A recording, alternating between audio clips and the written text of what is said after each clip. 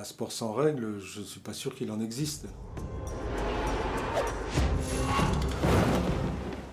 La course au large est comme tout sport, les règles y sont primordiales. À chaque lendemain d'arrivée, un jury se réunit pour procéder aux demandes de réclamation.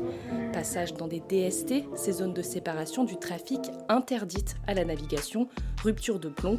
Ces infractions entraînent des pénalités, comprenez des minutes ajoutées au temps de course du skipper concerné.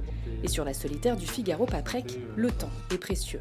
C'est quelquefois très dur d'annoncer aux coureurs la pénalité qu'ils vont recevoir, mais nous sommes là pour ça, pour l'application des règles et pour veiller à ce que l'épreuve soit le plus sportive possible. Dans le cas de Benoît Tudury, premier à avoir franchi la ligne d'arrivée à Kinsale hier matin, la décision du jury est prise.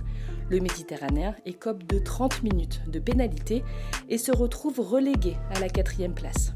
Une infraction à ce qu'on appelle le matossage, qui est clairement interdit par les règles de classe.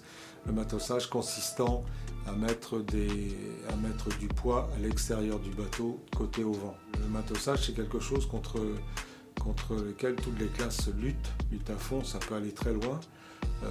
Ce genre d'infraction peut conduire jusqu'à une disqualification. Ce sont les règles du sport que l'on peut trouver impitoyables, mais cela assure également l'équité des skippers sur cette épreuve qui se court en monotypie. Le classement de l'étape 1 est donc totalement chamboulé.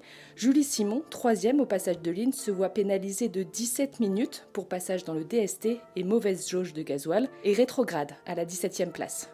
L'Irlandais Tom Delan monte lui sur la première marche du podium. Yeah, weird. Feels a bit weird, yeah. I didn't imagine winning my first leg in the Figaro like that.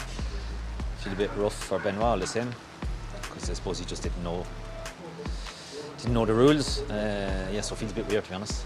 I only just found out about 3 seconds ago, so yeah, woohoo. Le Suisse Nils Palmieri et le Rochelais Robin Marais complètent le podium de cette première étape de la solitaire du Figaro-Paprec.